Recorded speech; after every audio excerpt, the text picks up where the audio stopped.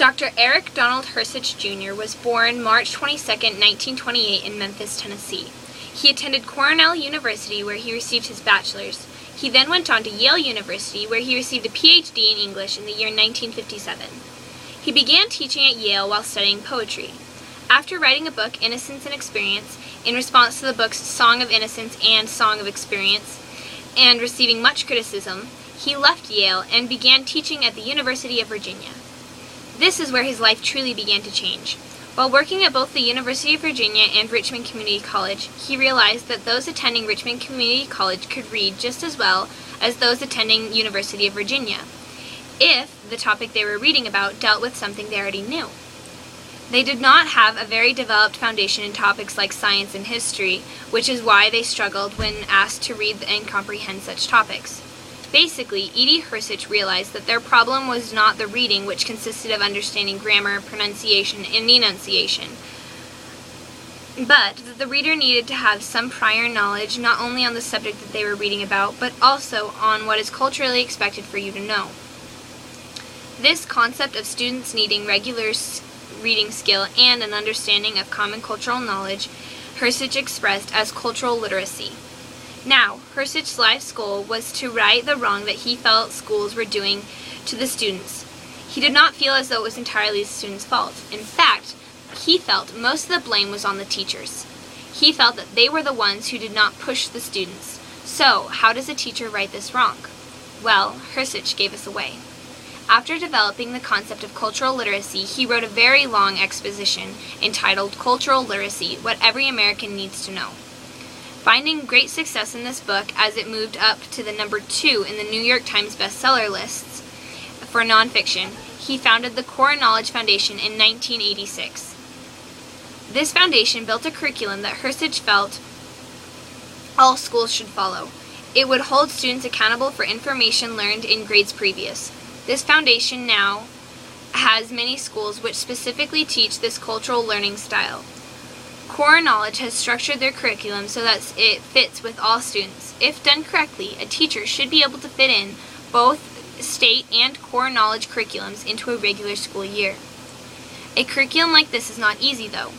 Even now, as teachers attempt to present tests that are cumulative, they are confronted by a list of students who feel that it is not fair.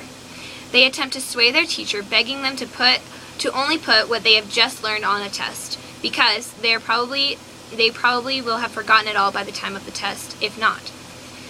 If a teacher gives in to these pleadings, though, their students miss the whole process of learning. Learning is not about gaining knowledge for this temporary moment so that when we do well on an exam, we can forget it all. No, instead, learning is truly a lifelong process. It is not just something that we work on for 6 hours and then go home, hoping that we'll be able to remember it all for the test. Instead, learning should be something we do every day. Instead of looking forward to going home so that we can forget it, as both students and scholars, we should look forward to going home so that we can use it in our lives. We also look to share our knowledge just as we would share the gospel of Jesus Christ. We should try to teach without prejudice. Hirsch's other goal was to bring equality into our school systems. He felt that everyone should be offered the same education, and that education would, in return, offer each of them a cumulative knowledge of things that are often referred to in a general society. Hirsch was totally taken aback when he realized that the majority of these students at Richmond Community College had not been rigorously taught in culture, because most of them, there was another culture taught in their homes. It was not until Hirsch's views and the Core Knowledge Foundation was built that schools began to teach culture where necessary as well. Many of those students were excelling at University of Virginia were taught many common topics in their homes. Things like Civil War and Founding Fathers were acceptable topics around a dinner table. This was contrary to what he saw at Richmond Community College, where many of those students came from completely different backgrounds.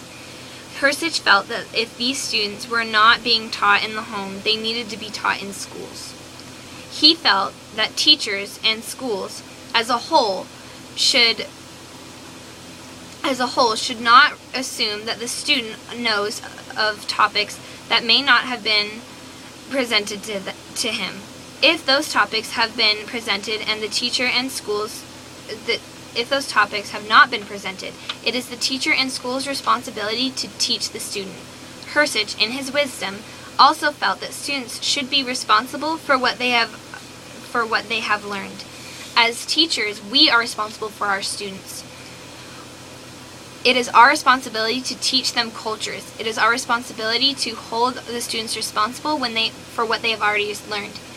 It is up to us to use Hirsch's to teach students to hold them responsible.